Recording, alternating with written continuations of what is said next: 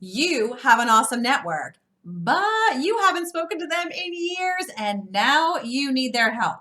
And being in this position is so frustrating. You have a gold mine of contacts and you let it go stale, and now you start to overthink things. Should I reach out? What do I say? Will they even remember me? Did they even like me? And can I call in a favor right now? Then you convince yourself, I'll reach out later. And guess what? Later never comes. And that just breaks my heart when I see this happen because it is so easily fixed. I had this client who was in the same industry and the same function for over 20 years. And when we went to look at his network, I was looking at almost a completely blank document. And I was like, what is going on here? And he was so ashamed to admit that he had lost contact with all of these great people and didn't feel that he could get back to them. And he was so embarrassed, he was prepared to start from scratch all over again to build a network.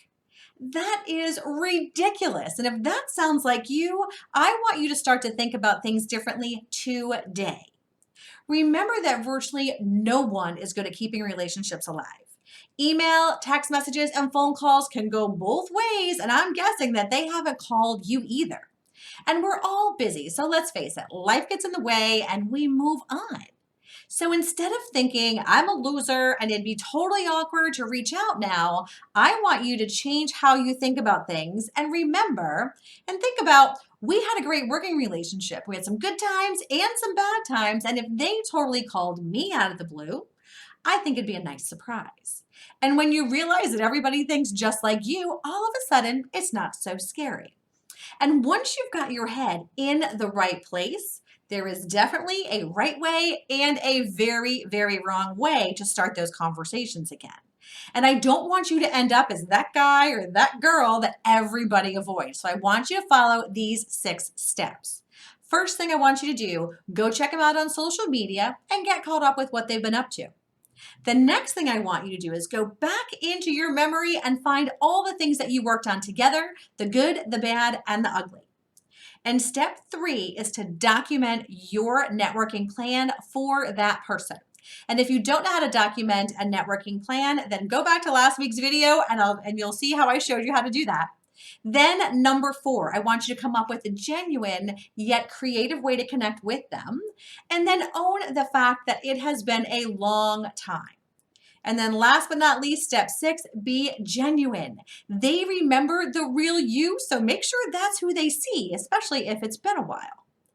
Now, I used to suck at this so bad. I mean, I would let relationships go and then be like, oh crap, I really need either a sale or a job or whatever. And, so once I started to use these 6 steps, I was able to rekindle with most of my network.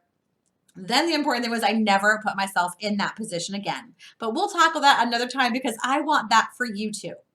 So if you are sitting on a gold mine of dormant relationships, I am going to challenge you to do one thing. I want you to call one of them today and use those techniques that I was just talking about. And if you need more help getting those conversations started, head to the website. The link is in this post, and you can have a free download of 35 foolproof conversation starters so we can help you get that conversation started and keep that conversation going. I want you to win at this, and then I want you to email me and tell me how it went. I'm Tammy Alvarez, and I'll see you in the Career Winners Circle.